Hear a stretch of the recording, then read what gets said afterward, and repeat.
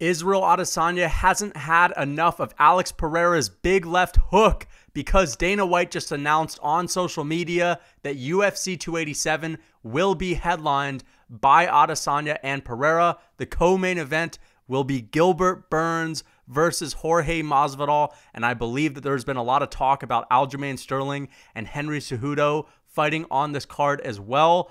And Dana also mentioned that Adrian Yanez and Rob Font will be on this card, opening up the main card. I can't wait for it. I am reacting to this right now. So I'm going to give my take on the main event, the co-main event for UFC 287. Dana White just popped up on my Instagram feed a few minutes ago. 30 minutes ago.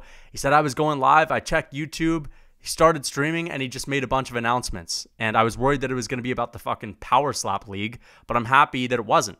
I thought that he was going to announce Conor McGregor coaching tough, but I'm happy that it was this. Listen, I have a lot to say about this. Raul Rosas Jr., by the way, is on this card as well. That's great. This is going to be a stacked card. The UFC, I critiqued them a lot going into this year. I said that they really have to step their game up, and that is something that they're doing because after all of these shitty fight nights to start off the year, we're having Sergey Spivak and Derek Lewis fighting next week. Come on, man. We needed something, and they delivered. Isreal Adesanya. Let's talk about this. This guy just got knocked out, just got beat for the third time by Alex Pereira. And after a certain point, listen, if you lose 3 times across multiple combat sports to another man, that's no longer luck, right? That's very statistically improbable. That's not very likely of happening, especially if you're evenly skilled. Alex Pereira's just got Izzy's number in life.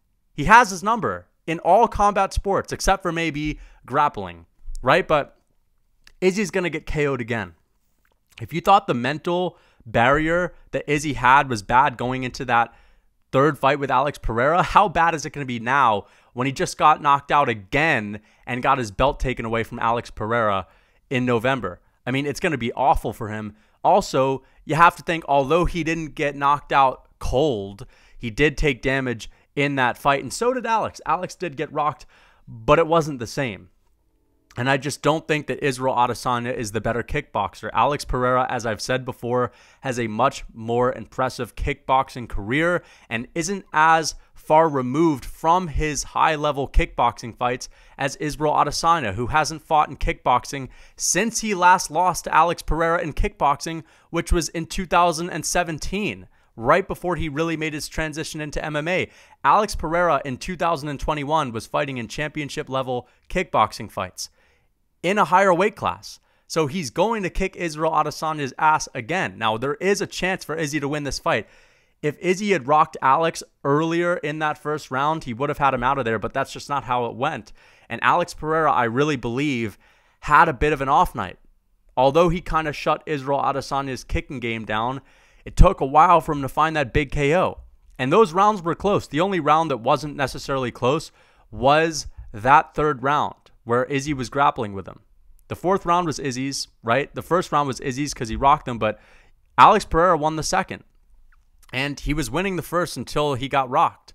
And of course, he dominated the fifth. I just know that Alex Pereira is going to get it done much quicker with an even more devastating result. Listen, he's the higher level kickboxer. When Izzy fights guys that have the same physical attributes but more power, he ain't the same dude. And Alex is going to improve on his wrestling. I just can't wait to see it. It's a massive fight. It's in New York. I might fucking go. I might go. This is so dope. But Izzy's making a massive mistake. I have to say, he's making a big mistake. Dude, Alex is going to take it all from him. And now you lose again to Alex. This guy could ruin your career. It's a bad look to lose twice in a row and 4 times throughout your career to this guy. Real bad news. I thought that they were going to announce that it was Whitaker and Pereira, but let's get on to the co-main event.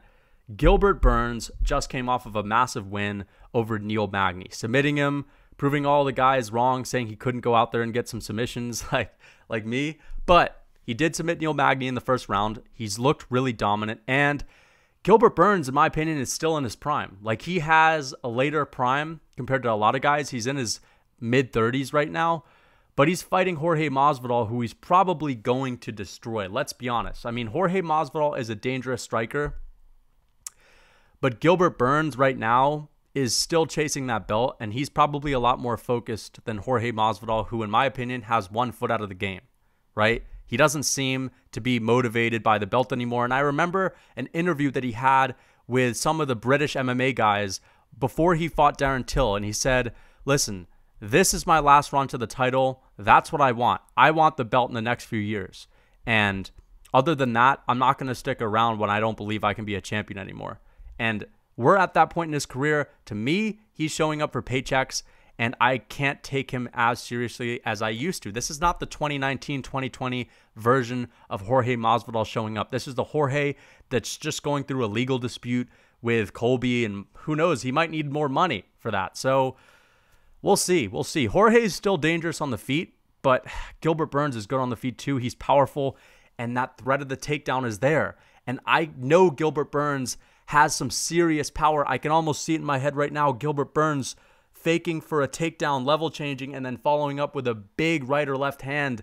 I could see him knocking out Jorge Masvidal. That being said, Jorge has a chance to hurt Gilbert, right? Gilbert is not the same wrestler as a Kamaru or a Colby, guys that dominated Jorge Masvidal in the past, but he is a strong guy. He's a very strong, compact guy, and he has shown that he has some good takedowns in his arsenal. Masvidal's got good takedown defense. He's got good submission defense. I don't know if Gilbert is going to submit him, I'll be honest, because it's harder to submit Masvidal than it is to submit Magny. I know Masvidal's not that great on the ground, but he has good submission defense, okay? He's different than Neil Magny. And he has decent wrestling defense. He's spent his last 3 training camps training for Colby, Usman, and that's it. Usman twice, right? So I'm going to give this to Burns. He's much more focused at this point in his career, and he just strikes me as someone who wants it much more, and he's going to be training harder than Jorge, I think. I think that Jorge's really showing up for a paycheck. So I can't count on him to win. Also, when you're fighting a grappler who is really dangerous on the feet as well, who's got the submission credentials, I mean the jiu-jitsu credentials, like, come on, man. Like, how can you really be super safe in that fight? Gilbert Burns is a nightmare matchup for a lot of strikers for that reason, because they're always going to be worried about the takedown, the ground game, and they have to worry about the power. So I'm going to pick Gilbert Burns. Henry Cejudo, Aljamain Sterling. Now, it wasn't officially announced by Dana White in the live stream that he did, but I think it is going to be on this card. I don't have a prediction for that. I can't wait for that fight. I think that Henry Cejudo, on paper, should win that matchup, right? Because although he doesn't have the same physical attributes, he is a really fast and powerful guy at 135 pounds. Aljamain isn't going to be able to take him down, I don't think. And sure, Henry Cejudo is a great wrestler. I don't think he's going to try to take Aljamain down. Maybe Aljamain's just going to try to stick and move, use his range, use his kicks, maybe go in there for a sneaky head kick to knock Cejudo out. But I think that Cejudo, given his fight IQ, his ability to, change his game plan during a fight and adjust, I think that that's going to get it done for him. So I'm going to pick Henry Cejudo. Is that actually on this card? It's not 100% official like the other 2 fights I've discussed, but what is official is Adrian Yanez, and we have Rob Font, which in my opinion, Rob Font is the best offensive boxer in the UFC, maybe aside from Petr Yan, offensively, right? Defensively, he's got some issues, chinks in the armor, doesn't have a good chin. And Adrian Yanez is tough as nails. Now, he did have a razor-close fight with Davey Grant before he fought his last opponent, which I always fucking forget his name, bro. Adrian Yanez be going down in the rankings. He's facing guys that aren't as good as Davey Grant these days. He knocked some guy out in Texas this summer. I keep forgetting his goddamn name. But anyway, Adrian Yanez is a dog. He's got really good boxing, and this is just going to be an all-out war on the feet. Will the offense be too much? Will Rob Font be too overwhelming for an Adrian Yanez who's never fought anyone with that kind of skill offensively? Or will Adrian Yanez's toughness and durability and his also power be too much for Rob Font's chin? Which I think it might be. So I'm going to pick Adrian Yanez. We also see Raul Rosas Jr., the youngest UFC fighter, coming off of a big statement that he made with a submission in the first round over Jay Perrin a few months ago. UFC 287 seems like a dream. So shout out to the UFC for actually putting on a stacked card. And if you can throw Aljo and Cejudo on this, that's exactly what we're asking for. That's what the fans want. Thank you, thank you, thank you, UFC. Let's do it, guys. Leave a like, comment, and subscribe. Until next time.